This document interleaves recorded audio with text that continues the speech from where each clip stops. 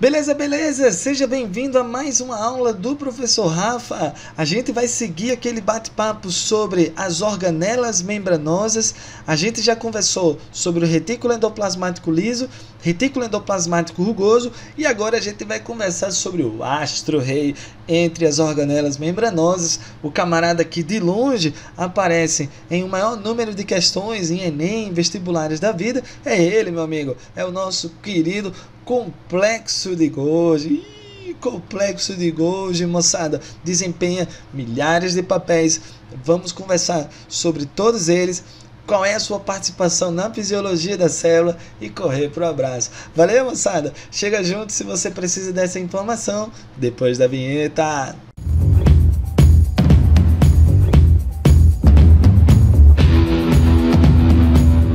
Beleza, beleza, moçada? Então vamos seguir aqui o nosso bate-papo. A gente começa agora conversando um pouco sobre o nosso querido complexo de Golgi. Vamos mencionar, moçada, que ele vai ser composto por vesículas achatadas, denominadas dictiossomos ou até mesmo conhecidos como golgiossomos. Gente, vesícula é um termo muito importante para a gente. Vesícula representa uma esfera, né?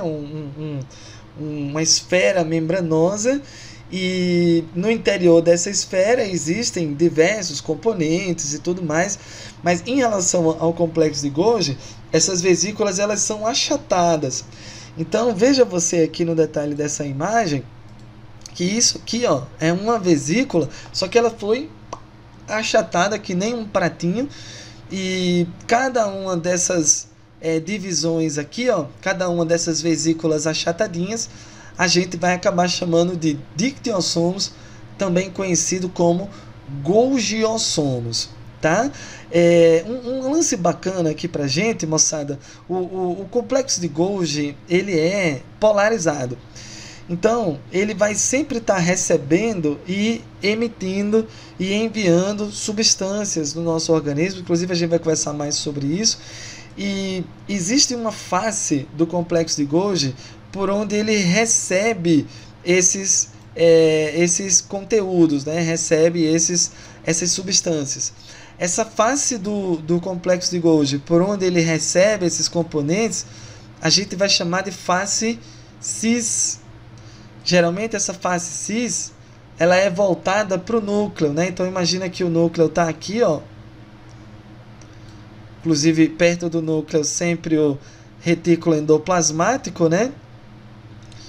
E aí entre o retículo endoplasmático, entre o núcleo e o complexo de Golgi se localiza o retículo endoplasmático. E aí ele vai estar enviando aqui, ó, algumas substâncias até o complexo de Golgi. E essa substância, inclusive, ela vai ser transportada naqueles microtúbulos por meio daquelas dineínas, né? Que vão ser os transportadores de vesículas até chegar no complexo de Golgi. Essa substância vai sofrer uma série de transformações e vai ser eliminada por aqui, ó. Por essa outra face aqui. Então, essa outra face, por onde essas substâncias estão deixando o complexo de Golgi, ela também tem um nome. Essa outra facezinha aqui, ela vai ser chamada de face trans do complexo de Golgi, tá? Então, a face trans, inclusive, geralmente ela está virada para a membrana plasmática. Então, a membrana plasmática ela deve estar mais ou menos aqui, ó, e essas vesículas provavelmente serão enviadas até ela, né? Então, você tem uma organização bem legal dessas organelas, né? O núcleo, aí se posiciona logo acima do núcleo o retículo endoplasmático, aí depois do retículo endoplasmático as vesículas até chegar no complexo de Golgi pela face cis, depois elas vão passando de cisterna em cisterna até chegar na face trans, e lá da face trans, muito provavelmente essa vesícula ela vai ser enviada até a membrana plasmática. Eu digo muito provavelmente porque esse não é o único destino, né? Mas é a maioria dos destinos dessas substâncias. Tá? É claro que a gente vai conversar melhor sobre isso, aqui foi só para dar uma pincelada geral do funcionamento do complexo de Golgi e deixar mais claro esse lance dessa face cis e dessa face trans. Tá? Sobre as funções, são inúmeras as funções, e a gente pode dizer que o complexo de Golgi é o fígado da célula, porque o complexo de Golgi desempenha muitos papéis, moçada. E aí, entre esses papéis, você tem a produção de polissacarídeos, por exemplo, a celulose da parede celular das plantas é produzida no complexo de Golgi. A gente conversou sobre isso na aula de parede celular, que a parede celular ela vai ser formada a partir de várias vesículas que se desprendem do complexo de Golgi. Essas vesículas são chamadas de fragmoplastos, e no interior desses fragmoplastos existem os filamentos de celulose, que foi inclusive produzido pelo complexo de Golgi. Tá? Ele também está relacionado com a glicosilação de lipídios. Nossa, Rafa, que é glicosilação? Cara, glicosilação, gente, é uma reaçãozinha que adiciona um carboidrato, vem de glices aí, né? Adiciona um carboidrato, por exemplo, aqui, ó, a um lipídio, formando, lembra para nós, um glicolipídio, tchutchucos. Ou até mesmo a glicosilação de proteínas, formando uma glicoproteína. Lembre-se que esses glicolipídios e essas glicoproteínas têm destino certo. Eles serão enviados, como eu te falei, para a membrana plasmática, onde eles irão participar da formação do glicocálix, lá na face externa da membrana dos animais. Então, até o glicocálix, até os glicoproteínas e os glicolipídios são produzidos pelo complexo de Golgi. Beleza, moçada? Então, a gente passa aqui para conversar sobre a terceira função do complexo de Golgi, que é o armazenamento e a secreção celular. Gente, eu vou até destacar aqui, ó, esse termo secreção celular, porque doido é uma das coisas que mais caem nas provas de biologia. Quando se fala em complexo de Golgi, a primeira coisa que a gente tem que lembrar é que ele exerce o papel de secretor, de exportador de substâncias. Sabe aquelas vesículas que ele produz? Então, moçada, essas vesículas elas podem ir até a membrana e o seu conteúdo interno ser eliminado para o ambiente extracelular, caracterizando aquilo que a gente vai chamar de secreção celular. E para a gente conseguir entender melhor essa parada, a gente pega essa imagem aqui. Olha que legal, gente. Aqui a gente tem um complexo de Golgi. Aqui é aquela tal daquela face cis, por onde chegam as vesículas, né, geralmente do retículo endoplasmático. E aqui eu tenho a face trans, que é onde partem outras vesículas que serão enviadas até a membrana plasmática. Veja que legal. Aqui eu tenho uma vesícula se desprendendo e no interior dela existe uma série de substâncias que foram recém-sintetizadas, né? Se eu pegar um detalhe aqui dessa imagem, a gente vai ver aqui, ó, tem uma legendazinha aqui, ó, a recém-sintetizada proteínas para a secreção, né? Inclusive um tipo de secreção chamada de secreção constitutiva, já já a gente vai comentar sobre isso. Aí aqui no revestimento você tem a membrana plasmática, né, formada por lipídios, foi recém-sintetizada, brotou agora do complexo de Golgi. E aqui eu tenho recém-sintetizada proteínas de membrana, né? Essas proteínas de membrana elas ficam ancoradas na vesícula de secreção. Quando essa vesícula se aproxima da membrana, ela se funde com a membrana plasmática e aquele componente que estava no interior acabou sendo secretado. Esse tipo de secreção é chamada de secreção constitutiva porque ela acontece a todo momento. Que é o caso, por exemplo, sei lá, da secreção de saliva, né? A secreção de saliva está acontecendo toda hora, né? Sem a necessidade de um estímulo. Claro, se houver um estímulo, você vai ter uma secreção maior, mais intensa, né? Mas normalmente ela está sendo produzida, né? O suco gástrico está sendo produzido e tal. Então, são tipos de secreções chamadas de constitutiva. Perceba você, moçada, que agora essa proteína ela vai exercer o seu papel no ambiente extracelular. E é isso que caracteriza o processo de secreção. Secreção é quando a gente exporta uma substância útil ao funcionamento do organismo, uma enzima, um anticorpo ou qualquer outra substância que venha a fazer parte do nosso funcionamento normal, tá? Perceba que também é dessa forma que as proteínas de membrana, os receptores, por exemplo, né, chegam até a membrana plasmática. Ela chega associada à membrana da vesícula e quando a membrana da vesícula se funde na membrana plasmática, aquelas proteínas passam agora a fazer parte da estrutura da membrana plasmática, tá? Aqui embaixo, pessoal, a gente tem uma outra imaginha. Ela vai trabalhar aqui o conceito de secreção regulada, né? A secreção regulada, moçada, acontece da seguinte forma. O complexo de Golgi, ele está toda hora produzindo vesículas que contêm essa substância. Só que essa substância ela não vai ser liberada no momento em que ela foi produzida.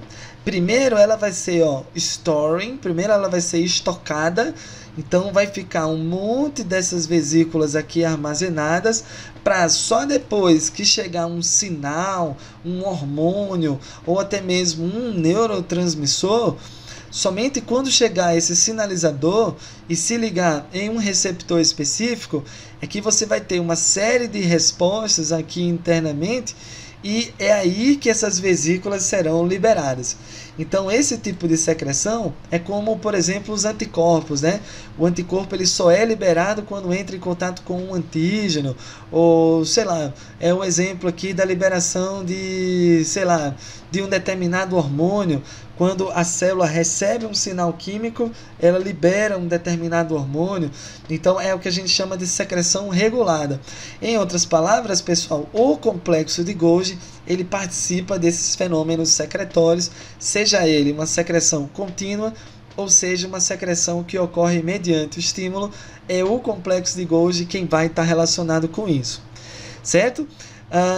Então aqui alguns exemplos de secreção constitutiva, né? Os anticorpos sendo liberados pelos plasmócitos, caso ele seja liberado continuamente, ou até mesmo neurotransmissores liberados por neurônios, né? Que são substâncias liberadas sempre que há algum tipo de estímulo, né? São apenas exemplos aí para nós. O número 4, a formação dos acrossomos. Eita, Rafa, o que é crossomo, né? Gente, a crossomo é uma bolsa presente nos espermatozoides recheada de enzimas para facilitar a fecundação. Essas enzimas do acrossomo, elas servem para degradar a zona pelúcida e facilitar a penetração do espermatozoide. Além disso, ele também forma a lamela média lá nas plantas, como a gente também já mencionou nas aulas de parede celular. E por último, tchutchucos, o complexo de Golgi está relacionado com a produção de lisossomos, peroxissomos e vacúolos. A gente, para finalizar esse assunto, vai falar agora sobre os lisossomos e nas próximas videoaulas a gente vai comentar como esses lisossomos participam dos diversos fenômenos relacionados com a apoptose, relacionado com a autólise, né? São situações bem legais que a gente vai conversar num futuro próximo, tá? Mas antes de passar para frente, a gente menciona aqui a existência dos lisossomos, né? O lisossomo é uma vesícula membranosa esférica contendo enzimas digestivas, né? Essas enzimas, pessoal, são chamadas de hidrolases ácidas. Por que elas são chamadas de hidrolases ácidas? Porque elas atuam realizando um tipo de reação química chamada de hidrólise, onde você tem a quebra de ligações entre macromoléculas. E são chamadas de hidrolases ácidas porque elas trabalham em um meio ácido. Essa enzima tem um ponto ótimo de funcionamento, que são o pH próximo a 2 ou 3, e isso caracteriza, portanto, essas hidrolases ácidas, né? Então, se a gente observar aqui a estrutura desse lisossomo, a gente consegue ver detalhes da membrana, né? Aquela membrana, aquela bicamada fosfolipídica, como a gente já viu em várias vezes, por vários momentos. Aqui a mistura de enzimas hidrolíticas e aqui, moçada, proteínas de membranas. Uma das funções dessas proteínas de membrana é bombear hidrogênio para o interior dessa vesícula, porque quando eu bombeio o hidrogênio aqui para dentro, eu aumento muito a quantidade de hidrogênios e isso faz o pH cair. Tá? Quando o pH cai, moçada, é o ambiente ideal para o funcionamento das enzimas. Tá? Agora, uma coisa muito interessante é que essa exigência dessas proteínas digestivas para trabalhar apenas em ambiente ácido, ela pode funcionar, moçada, como uma trava de segurança para evitar a digestão da própria célula. Né? Porque o citoplasma, que é um ambiente extra lisossômico, ele tem um pH quase que alcalino. Então, se esse lisossomo por algum motivo se romper, as enzimas aqui dentro elas não vão conseguir atuar no ambiente alcalino do citoplasma. E aí isso é uma trava de segurança para evitar que as enzimas lisossomais provoquem lesões na própria célula. Tá? Inclusive, uma das grandes funções do lisossomo é a tal da digestão intracelular. É a digestão de partículas no ambiente interno, no caso no interior da célula, no interior do citoplasma. Quando a gente fala em digestão intracelular, a gente pode dividir em dois grandes conceitos, né? O de heterofagia, que é quando o lisossomo vai fazer a digestão de componentes advindos do ambiente externo, tipo um macrófago, né, que fagocitou uma bactéria e vai fazer a digestão dela no interior da célula.